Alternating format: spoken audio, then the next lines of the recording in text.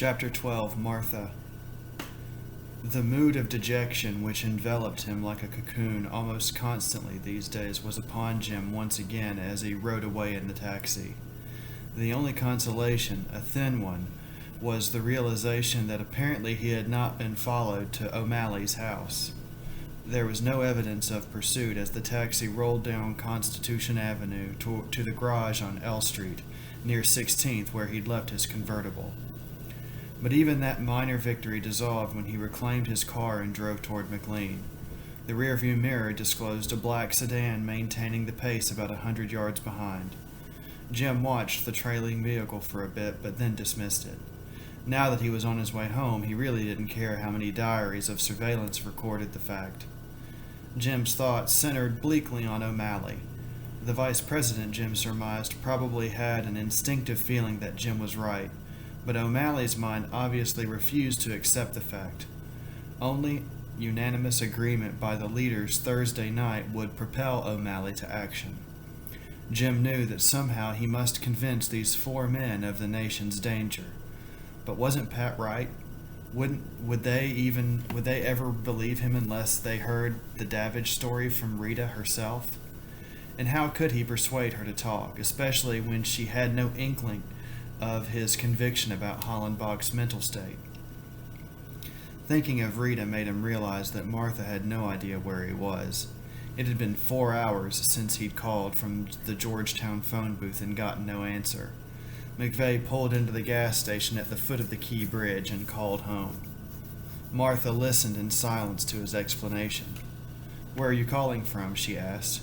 "A pay station on M Street near Key Bridge." "Oh yes, Georgetown." She sounded dispirited.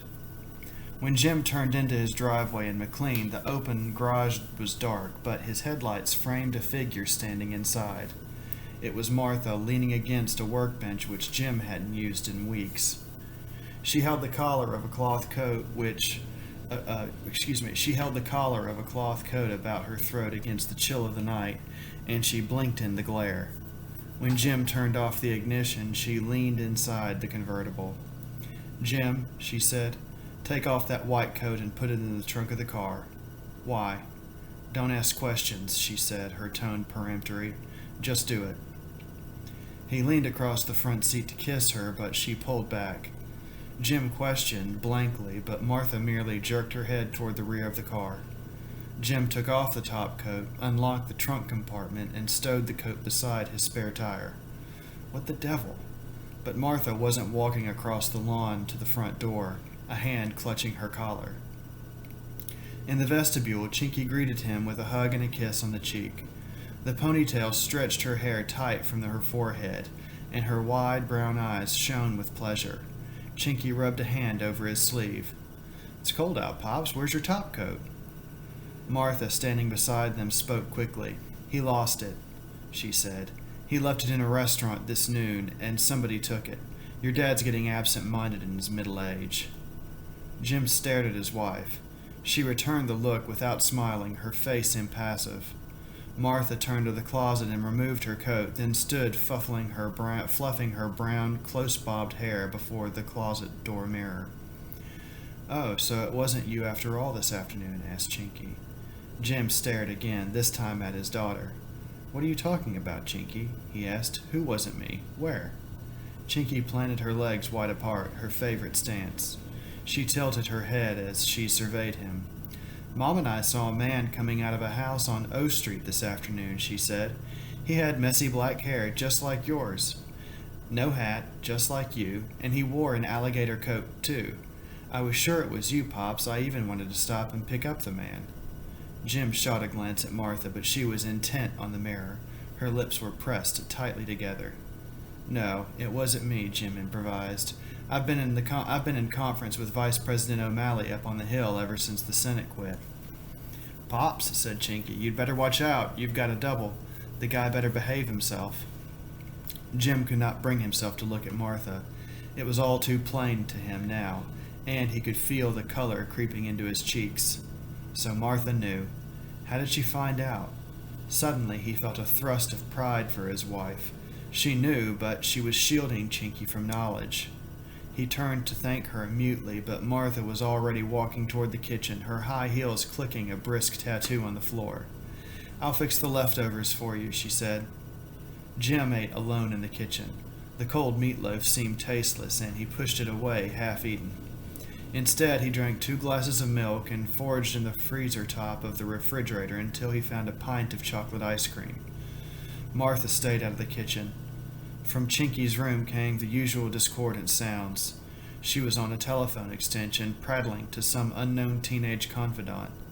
Jim felt like a stranger in his own house. He dawdled over the ice cream, trying to put off the moment when he had to face Martha alone. Later, in the upstairs den, he tried to read, but his eyes kept roving over the same column of type in a news magazine, and he realized he was absorbing nothing.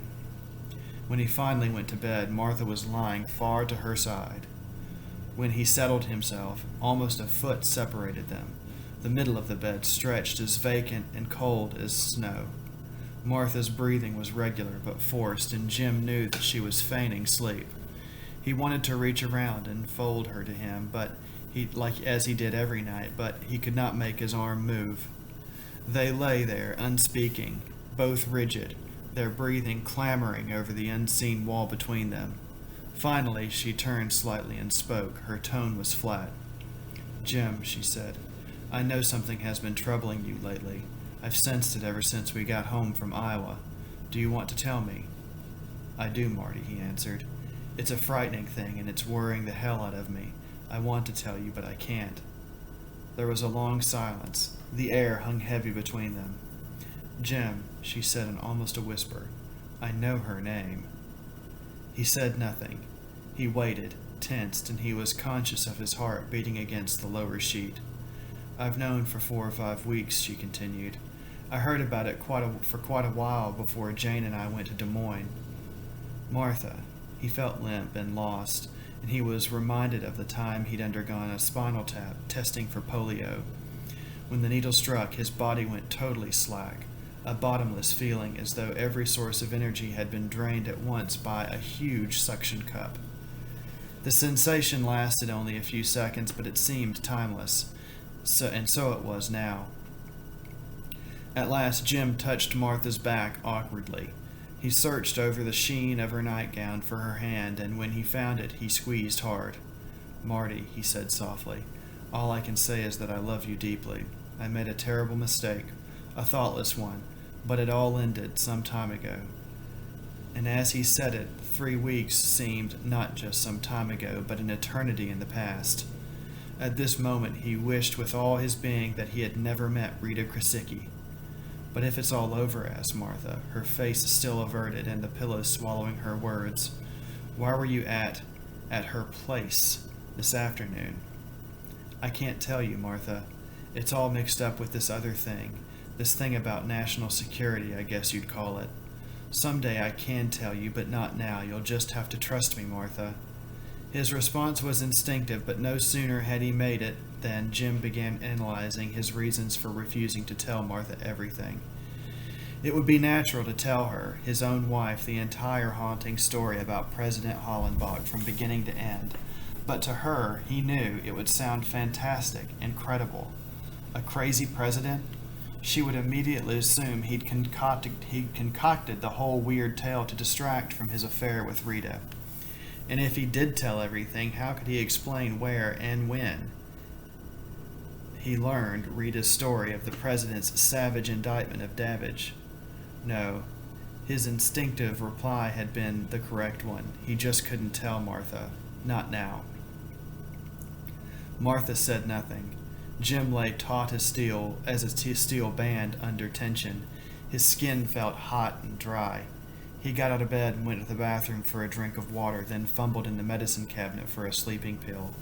He took one, gulping down a glass full of water afterward.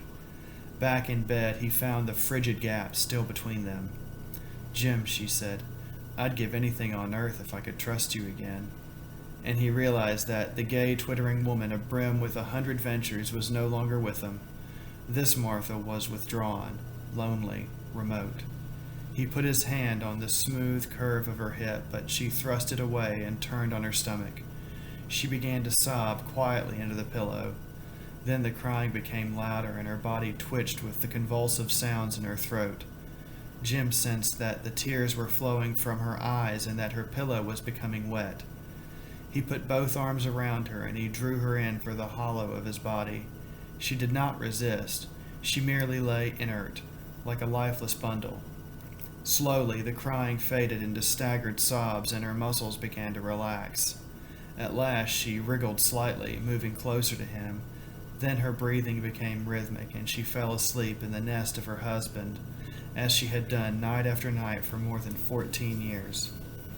But Jim still lay awake while distorted images moved through his mind. He could see Martha, small and frail, her cloth coat clasped around her throat. He could see Rita sitting stiffly in her Georgetown parlor, and he could see Pat O'Malley's drooping jowls through a haze of cigar smoke. Behind it, all there came and went the vision of a huge window and a blanket of snow stretching away from Aspen Lodge toward a pale horizon. It was almost an hour before the sleeping pill took effect. Jim felt prickly and unrested the next morning. His head throbbed with each passage of the electric shaver over his jawbone, and then as he finished shaving the thought came to him. Of course, it was the only honorable way. He had to do it. Why hadn't he realized it before? It was so simple. Unless he took the step, his situation was impossibly compromising and stultifying. The decision made, he felt somewhat better, and he hurried his dressing, anxious to get the scene over with. Chinky had left for school, and Martha was alone at the breakfast table in the little alcove with its gingham curtains. Martha's face was drawn, but her snub nose crinkled when she saw him, and she smiled shyly. Steam curled from the cup of coffee by his place. Martha slid the post across the table toward him. The morning routine was unchanged, as though there had been nothing the night before. "The president is going to meet Zuchek," she said. "I know," said Jim. "That's why I had to talk to O'Malley last night." He checked himself, then met her eyes across the table. "Marty," he said, "I'm not going to run for vice president. Mark Hollenbach or no Mark Hollenbach, I'm going to tell him this morning." Her pale lashes fell and she avoided looking at him. He frowned, puzzled for a moment, but then knew, of course. Of course, she thought, he couldn't run for vice president because of fear that the affair with Rita would be exposed.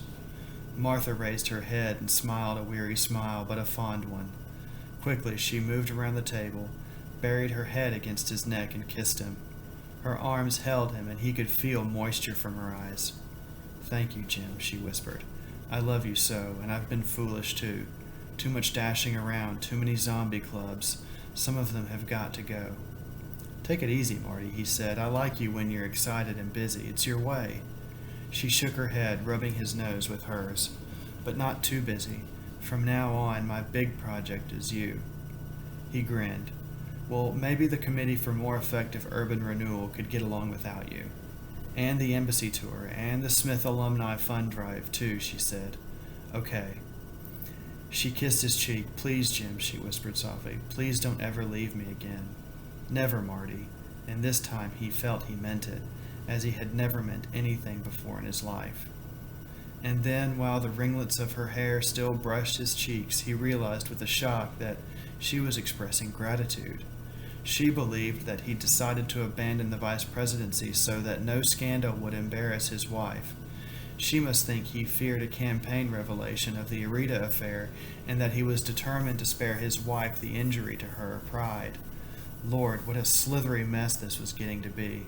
First, Martha thought he lied about the affair being over, and now she was embracing him as an instant hero. Actually, he thought, concern for Martha had little to do with his decision, nor concern for Rita, nor for himself, for that matter. What really impelled him was the threat to the country and his own responsibility to function as a free agent. Who would ever understand that? Would anybody? The feeling returned, the feeling he experienced fitfully earlier, that of a noose being tightened slowly but irresistibly around his neck. He could feel Martha's arms still about him, and he wondered if he could any longer trust his own impulses. A feeling not unlike panic closed around him, but he made an effort to ward it off. One step at a time, Jim, he told himself. He kissed Martha and pushed her gently away. Honey, he said, I might as well get it over with. I'm going up to the den and call the White House. Rose Ellen's drawl seemed filmed in sleep. The president's personal secretary was not enthusiastic about her employee and her employer's early morning work habits. This is Jim McVeigh, said Jim. Could you let me talk to him, Rose Ellen? I can't say it's urgent, but it's very important. We're telepathic, Senator, she said. The president just asked me to get you out of bed. Oh? The president's voice came on, fresh but cold. All right, Senator, he snapped with words out. Jim plunged ahead. Mr. President, I've decided that I cannot run for vice president. I say this most regretfully, sir, with sincere appreciation for your confidence in me, but I just can't do it.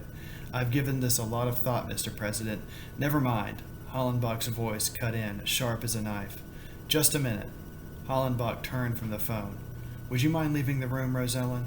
McVeigh heard him say, I want to talk to Senator McVeigh in private, please. There was a pause, then Hollenbach turned back to the mouthpiece. She called it telepathy. It certainly was. I was just about to call you and tell you the same thing, McVeigh. Jim was taken aback by the harsh use of his last name.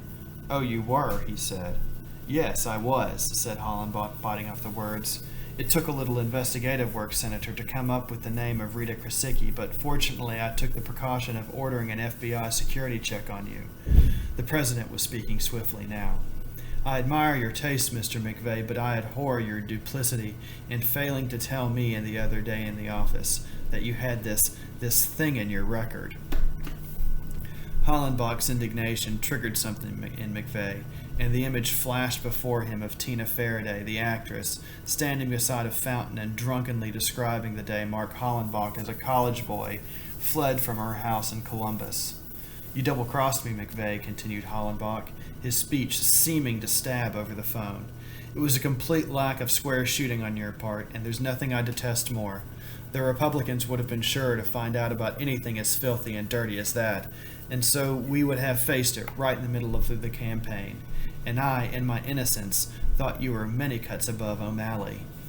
The president halted as though for breath, and McVeigh said, I did consider telling you, Mr. President, but frankly the affair was over, and besides, well, I was too excited that afternoon to think straight, I guess. That's a pallid excuse, replied Hollenbach. His voice rose in key, and it doesn't pass muster with me. Frankly, I don't believe you. But what I do suspect is that you're in league with O'Malley and the rest of the cabal. You've joined the plot to discredit me and disgrace the administration. For what exact purposes, I do not know yet. The accusation, delivered on a piercing, rising inflection, tore something loose in McVeigh. All the frustration of days boiled up suddenly in him, and the words began to fly from his mouth uncontrollably. That's a baseless charge, Mr. President, he said. But I'll tell you something that is a fact. You are guilty of snooping on, and now you want a national wiretap law that will let your administration snoop on a grand scale. No wonder you want such an ugly law. You called in the FBI to ferret around in a private man's life. Is that what you call playing square with a man you asked to run with you? I didn't ask to run. It was all your idea. And tell me, what vice presidential candidate in all history had to suffer the indignity of being shadowed and investigated by the footpads of the President of the United States?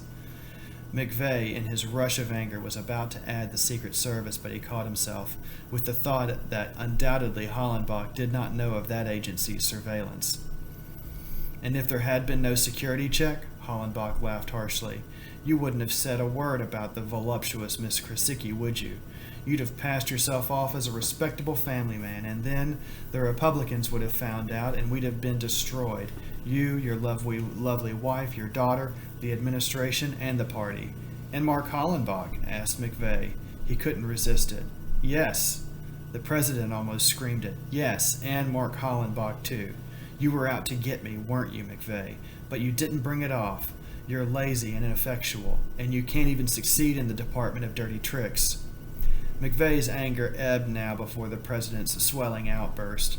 Jim felt as fragile as a tinfoil man from lack of sleep, and an ineffable sadness came over him. Again, Mr. President, he said in a low voice, we understand each other, but in a way I regret with all my heart, believe me, sir. At least, said Hollenbach in a more normal tone, you were man enough to make a clean breast of the thing, even if you were late as usual, Senator. I feel sorry for you. I wish it could have ended as it started. I do too, Mr. President. There was another pause, then Hollenbach spoke quite formally. I'd appreciate it if you would mail that silver fountain pen back to me. Of course, sir. Goodbye. Goodbye, Senator. Bruised, feeling as though his muscles had been pummeled in a street brawl, Jim walked slowly from the room down the stairs. Martha was standing in the living room, nervously straightening the new draperies. She turned to him. I told him, said Jim. He understands. I'm off the ticket. He sniffed in disgust. Not that I ever was on one. Wordlessly, Martha crossed the room and put her arms around him. She fastened his lips with a longing kiss, one that seemed to be filled with all the blind and nameless hurts that human beings inflict on one another. He held her tight for moments, and when he released her, she smiled. Jim, she said, I think you'll make a fine senator from Iowa for a long time, even with a wife who's neutral about urban renewal. Neutral, she smiled, her old bantering, teasing smile. Honey, I'm anti. They kissed again, briefly this time, and Jim knew that the home in McLean was a warm place again, no matter how cold and forbidding might be the White House and the maniacal world of the man who inhabited it.